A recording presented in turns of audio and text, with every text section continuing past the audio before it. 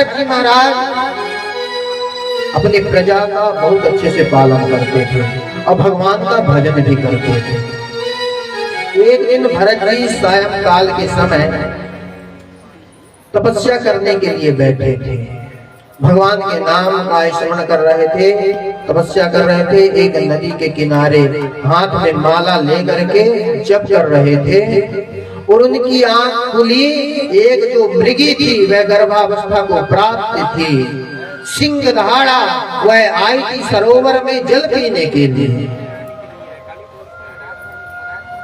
जैसे सिंह दहाड़ा तुमसे लगा कि यह सिंह मेरी तरफ आ रहा है, मुझे ग्रास बना लेगा, खा जाएगा, वह छलांग मारी तो वह जो मृग के गर्भ में शावक था, शावक का जन्म हो गया नदी में, जहां बैठ करके वो माला जाप कर रहे थे। उनकी आंख खुली, अरे इसकी माता तो शरीर को त्याग दी जन्म दे करके, लेकिन मेरा कर्तव्य है, मेरा धर्म है इसकी रक्षा करना, इसकी रक्षा मुझे करना चाहिए। भरत जी उठे, माला को एक तरफ रखे, संध्या बंदन जो करे थे एक तरफ रखे, मेरा कर्तव्य है इसकी रक्षा करना। गए और जो मृग शावक था, मृग शावक को नदी से निकाले और निकाल करके ले आए, अपने आश्रम में रख लिए।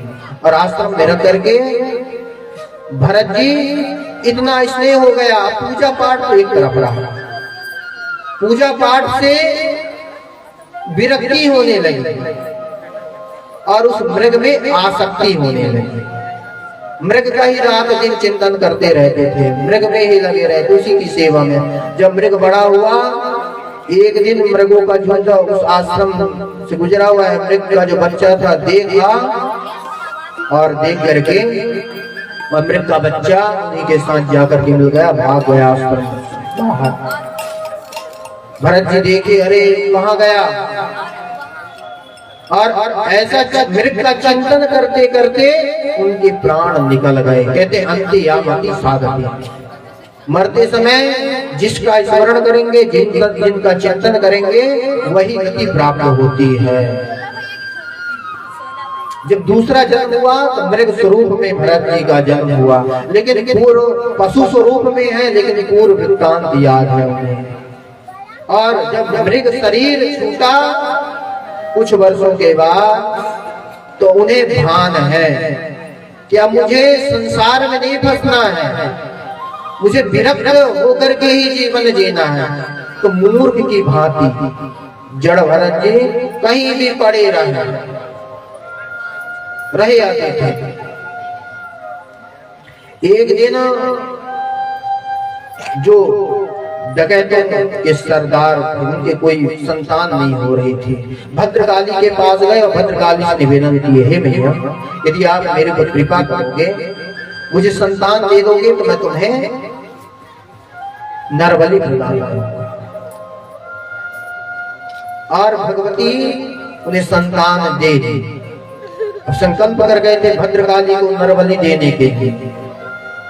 तो आए और वह जो चोरों के सरदार थे, चोरों से बोले कि जाकर के देखो बलि देने लायक कौन है, उसे लेकर के आओ, उसका बलिदान कर देंगे, मेरा संकल्प पूर्ण हो जाए। जाते हैं, देखते हैं खेत पर भरत जी लेटे हुए हैं, मूर्ख की भांति, ऐसा कि कुछ जानते ही नहीं।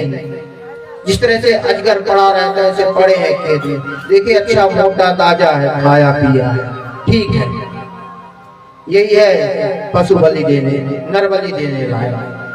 ले गए और ले जा करके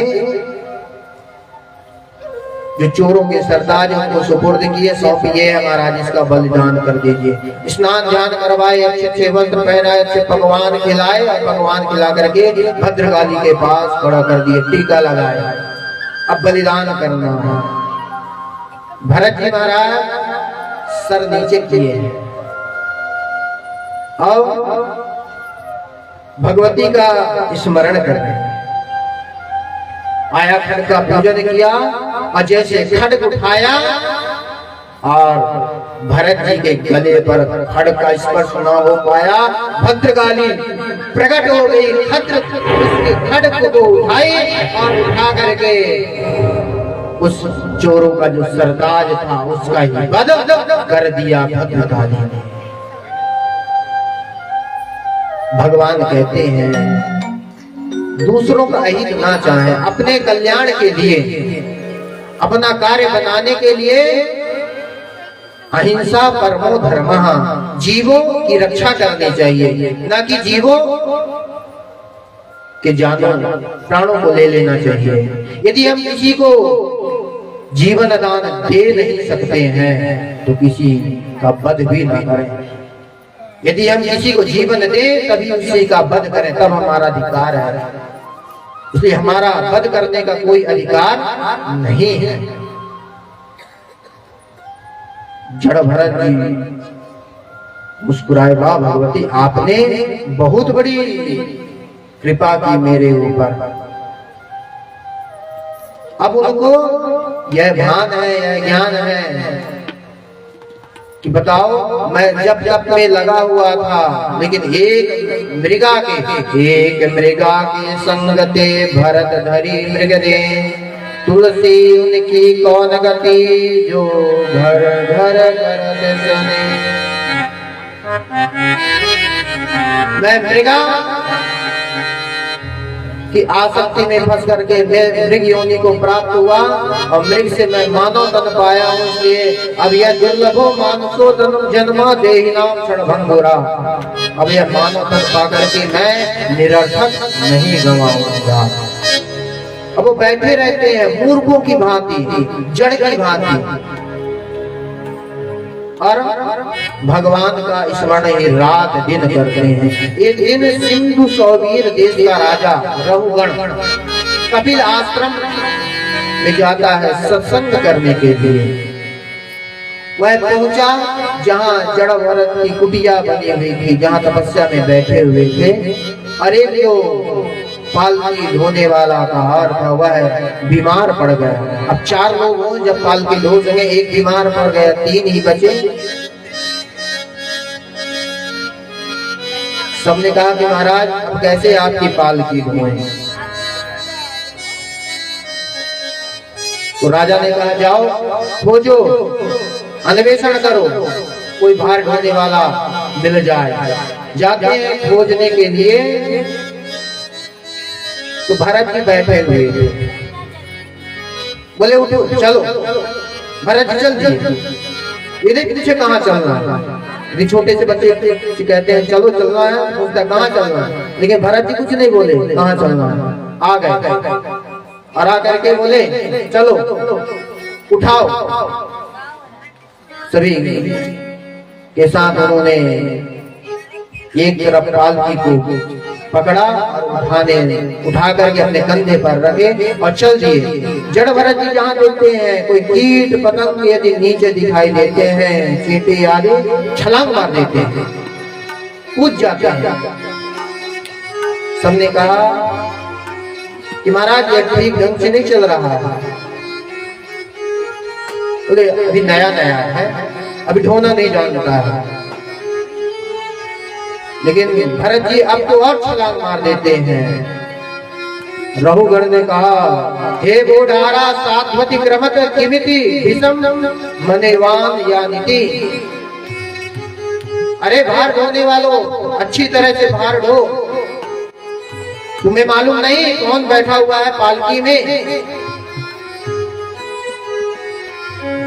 सब निवेदन करते हैं महाराज हम तो अच्छी ढंग से चल रहे हैं, आपकी पालकी अच्छी तरह से ढो रहे हैं, लेकिन यह कूद कूद करके चलता है। जड़ भरत जी कुछ नहीं बोल रहे। उसने कहा, रहुगण ने कहा कि प्रमत्तस्य चले करोमि चिकित्सा दंड पाणी रिवा। अरे अच्छी तरह से चलो, तुम्हें मालूम नहीं मैं राजा हूँ, यदि तुम अच्छे से भार नहीं ढोगे, पालकी को नहीं ढोगे तो मैं तुम्हें दंड दे दूंगा। भरत जी ने विचार किया, अरे जा रहा है सत्संग करने के लिए, लेकिन इसके अंदर अभिमान जागृत हो रहा है। यह मुझे दंड देने के लिए कह रहा है। यदि मैं सुनता रहा तो मूर्ख सुनाता ही रहेगा। आज जब से जन्म हुआ था भरत जी का, आज तक उन्होंने कभी एक शब्द नहीं बोला। आज पहली बार भरत जी अपने मुख से कोई शब्द बोल रहे हैं। भरत जी ने कहा, त्वयोदितं व्यक्तम विप्रलब्धम भरतो समे स्याद्यदि वीरभारः गन्तुर यदि स्यादधिगं ममध्वा पीबेति रातौ न विना प्रवादः। अरे राजन, तुम किसे दंड देने के लिए कह रहे हो? तुम मुझे दंड देने के लिए कह रहे हो? मोटे हो, खट्टे हो, तगड़े हो, लेकिन अच्छे से भार नहीं ढो रहे हो, पालकी को नहीं ढो रहे हो। अरे दुबला पतला मोटा, मरना जीना, ये सब शरीर का काम है। आत्मा तो उसी तरह अजर और अमर है। अरे आत्मा को कौन मार सकता है? तुम आत्मा को दंड दे सकते हो? नहीं, तुम आत्मा को दंड नहीं दे सकते। अकोविदा कोविद वाद वादा। अरे तुम मूर्खों की भांति बात करते हो राजा। अरे मैं तो सोच रहा था तो सत्संग में जाता है तो ज्ञानी होगा, राजा ज्ञानी होते हैं, लेकिन तो तुम तो मुझे सबसे बड़े अज्ञानी समझ में आ रहे हो। लघुगण सोचते रह गए, अरे ये कौन कैसे ज्ञान की बातें करता है। रघुगण ने कहा, कस्तम निगूढ़ चरति द्विजानां बिभर्ष सूत्रम ततमोवधूतः। हे महाराज, आप कौन हैं? आप गुण को छिपा करके यहाँ वहां घूम रहे हैं। मैं तो जानता था कि आप केवल मूर्खों की भांति अपना जीवन जी रहे हैं, क्योंकि मूर्ख नहीं जानते हैं कि हमें जीवन किस लिए मिला है। महाराज, आप कहीं ब्राह्मण तो नहीं हैं? यदि मैं डरता हूं तो केवल ब्राह्मणों से डरता हूं, ब्राह्मणों के श्राप से डरता हूं। ब्राह्मणों के अलावा मैं किसी से नहीं डरता महाराज। ब्राह्मण जाए पाताल छल्यो, ब्राह्मण 60,000 को जार्यो, ब्राह्मण लात हन्यो हरि को अरु, ब्राह्मण ने यदुवंश उद्धारो, ब्राह्मण सोक लियो समुद्र, और ब्राह्मण क्षत्रिय के जल मार्यो। ब्राह्मण से जो बैर करे, इन ब्राह्मण से परमेश्वर हार्यो।